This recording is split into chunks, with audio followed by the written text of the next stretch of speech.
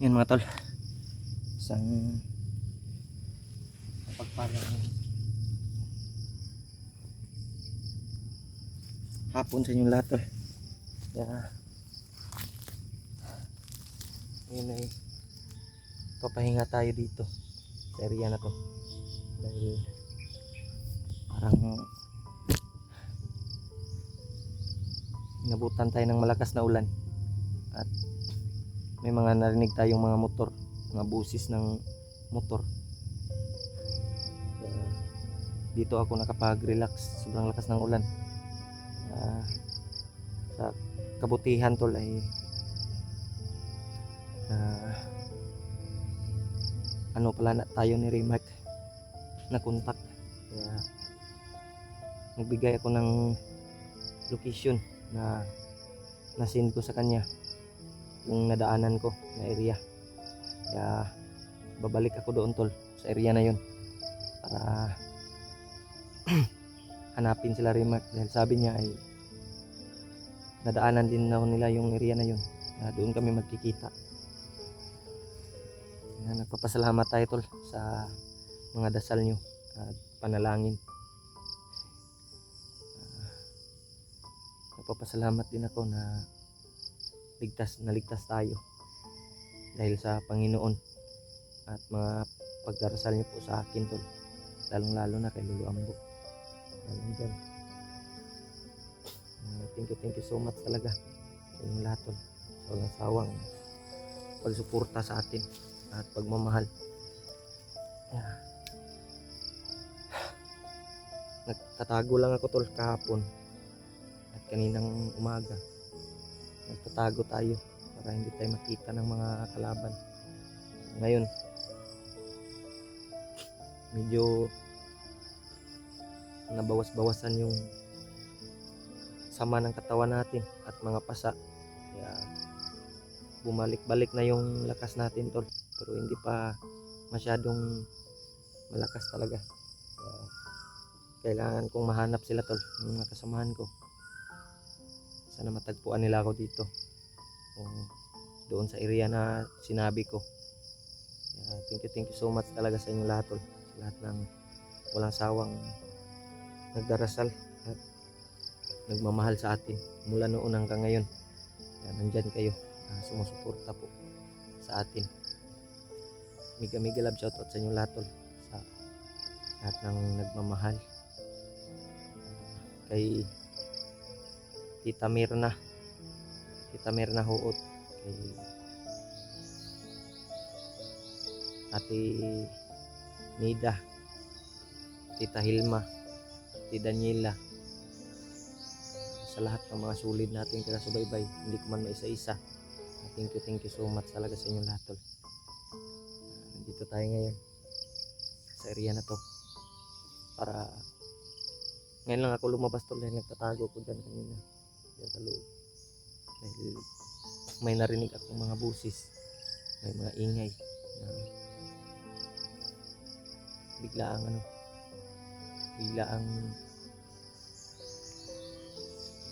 pangyayari, biglaang sumigaw. Hindi ko alam kung bandido ba yun o hinabol sila. Nagtago ako dahil wala pa akong lakas masyado na makipaglaban. Mas pabuti na lang ay gumaan na yung pakiramdam ko, medyo nabawas-bawasan yung sakit ng katawan ko tol. Kumain ako ng saging at saka papaya kanina, kaya medyo sumakit yung tiyan ko. Naghanap ako ng makakain, butin lang nakahanap tayo ng pagkain at nakainom ako ng tubig ng ulan. Nilagay ko sa dahon ng saging at inano ko sa ulan at ininom ko. Pasalamat tayo tol, ligtas tayo. Sila Rimac ay patuloy pa rin sila, buti na lang nakontak nila ako at nagbigay ako ng location para magkita kami. Doon ako papunta ngayon sa area na yun. Kailangan kong balikan para magkita kami doon. Mag-ingat lang tayo tol. huwag kayong mag-alala. Medyo bumalik-balik na yung lakas natin at kaya na natin kaya ko nang makipaglaban, pero kung marami ay hindi tayo lulusob. Kung konti lang pwede tayong makipaglaban, tol. Naalala ko ay yung bag ko tsaka yung boots ko, dahil yung boots ko ay kinuha nila. Hindi ko alam kung nasaan na. Sana makita ko, tol. Nakapaalang tayo, tol. Sobrang sakit ng buti na lang yung paa natin ay medyo nawala-wala na yung mga sugat dahil ginamot ko ng mga dahong halamang gamot. Nilagay ko sa bato at dinikdik ko para may magamot ako sa aking mga sugat. Nilagnat tayo kagabi, tol. Sobrang dami ng pasa ng katawan natin, pero nakahanap ako ng bayabas, dahon ng bayabas. Yun yung dinikdik ko, tol, at ininom ko yung katas at nilagay ko sa ulo ko para may mawala yung mga init ng katawan natin. Nagpapasalamat ako sa lahat ng sumubaybay sa video natin, tol, at nag-share ng mga video natin.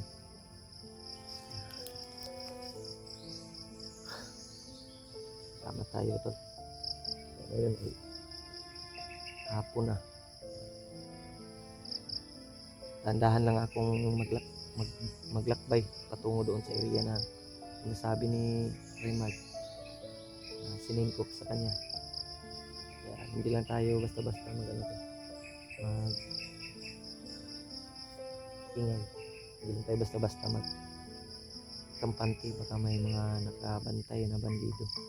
Kailangan natin ng seguridad at safety ba, kasi hindi pa tayo kayang lumaban ng marami.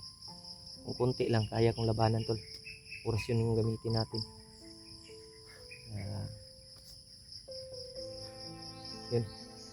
At sabi ng mga sulid natin taga-subaybay ay sila Kuya Bads ay akyat na pala. Hindi ko mabasa yung ibang mensahe, tol, dahil yung cellphone ko ay nung nabihag ako, hindi ko alam kung nag-message ba doon yung mga kasi pag tingin ko sa messenger ko ngayon ay yung ibang message ay nawala na ba, parang dinilit nila yung mga mensahe doon. Hindi ko alam. Nagpapasalamat pa rin tayo na nandyan pa rin kayo, nagdarasal sa atin at sumusuporta pa rin sa atin, tol. Kaya thank you so much talaga sa inyo lahat. Wala sa akong pagmamahal po. Maya-maya lang, tol, ay maglakbay tayo patungo sa area na pinagsabi ko kay Remark, sa area na kung saan kami makikita. Sana, tol, ay magiging successful yung pagkikita namin. Walang masamang mangyari sa akin at sana din walang masamang mangyari sa kanila. Yun yung hinihiling ko, tol, sa mga kasamahan natin, lalo na sa sarili natin, tol. Safety tayo palagi. Sana makakita ko rin yung mga gamit ko, tol. Importante yung bag ko, doon yung damit ko at mga ko doon, yung pera ko doon sa bag ko. Saan? Di bali nang mawala yun. Importante magbalik yung bag ko dahil nandun yung mga damit ko at pantalon ko, yung sinusuot ko, tol. Kaya sana po ay pagpalain ng Panginoon na matagpuan ko. Hindi ko alam kung buhay pa ba yung may hawak ng bag ko. Parang tinudas na yun dahil pag ambos sa amin, tol, ay patay yung isa. Yung isang may dalang bag ay tumakbo, kaya ako nakatakbo din. Siniguro ko yung cellphone ko, pero sa tingin ko parang natudas din yun, tol. Dahil hindi ako nasundan kaagad nila. Kaya, yung mga ibang kasamahan nila ay hinabol ako. Yung iba ay hinabol din yung assassin. Kaya, sana makita ko din yung assassin na yun, yung tumulong sa akin. Siya yung dahilan na nakatakas tayo. Kaya thank you so much, tol. Relax muna tayo dito dahil may mga busis tayong narinig na yan ako galing kanina, tol. Yan ako nag-relax sa area na yan. May mga narinig tayong mga busis, tol, parang nagkakasiyahan. Mga bandido siguro yan. Parang ano sila, nagkakantahan ba dito sa bundok. Kampo yan, yung dyan banda sa unahan, tol. Yung tinuro ko dyan sa unahan, parang kampo yan. Dahil dumaan ako kanina, may mataas na porsyon at may mga bandido. At sa itaas parang may nakita akong kubo na pinag-istambayan nila. Kaya iniwasan ko na lang, tol, dahil baka mahuli pa tayo. Kaya dito ako nakapunta. Doon ako dumaan sa kabila para hindi ako makita dito sa kanang bahagi. Dahil baka makita tayo na delikado, mahuli na naman tayo. Ang ginawa ko ay umikot ako para hindi ako mahalata ng mga bandido na nakabantay doon, at may mga nagkakasiyahan at may nagkukwentuhan din, may nagkantahan. Kaya hindi ko alam, parang may commander dyan o may nagbabantay ba, may mga bihag ba sila. Kaya hindi ko muna sinilip dahil baka makita pa tayo. Hindi pa tayo pwedeng makipagsabayan ng maraming bandido dahil hindi pa masyadong malakas yung katawan natin. Kaya ang ginawa ko ay umikot ako at dito ako nakapunta. Doon banda yung ingay, tol, sa kabila, tol, yung mga kantahan, pero medyo malayo dito. Ang lang, madinig ko lang yung ingay dahil sa busis nila na umiko-iko yung tinig. Kaya sa ngayon ay patuloy siguro tayo para parang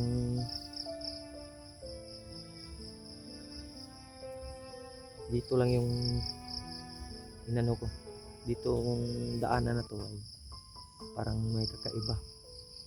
May naramdaman ako na baka dito ko makita sila Remark o may makita ako dito. Kaya patuloy tayo ngayon, tol, sa paglalakbay hanggang makita natin yung kasamahan natin. Kaya na naman natin maglakbay, tol. Medyo na yung paa ko. Okay na.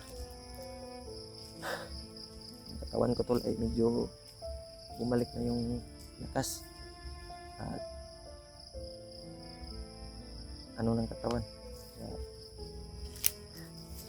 maglakbay ako ngayon sa area.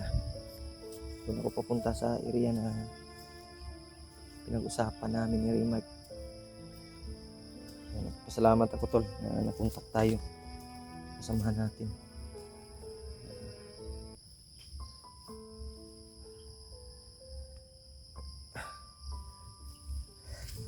Ngayon, tol, ay sa kabutihang palad ay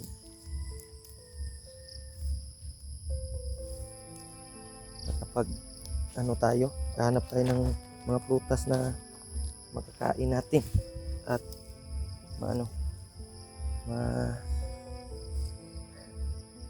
natin. Kahanap muna ako ngayon ng area na safety siguro para hindi tayo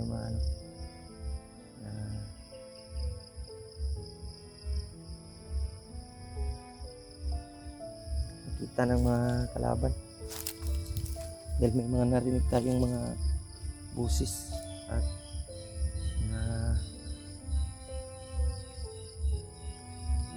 mga mga kwento ng mga bandido na yun. May mga ano sila, may mga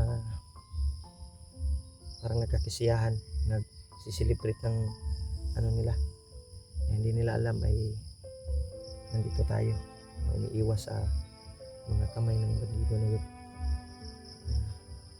Mag-relax na siguro ako at ito na siguro muna ako magpalipas ng ano, ganap ako ng area na safety siguro para hindi tayo makita. Yun, dito ako magre-relax tol. Ito muna ako. Thank you so much talaga tol sa inyong lahat. Relax na tayo tol. Pag-istambayan natin. Ito lang siguro ako tol sa area.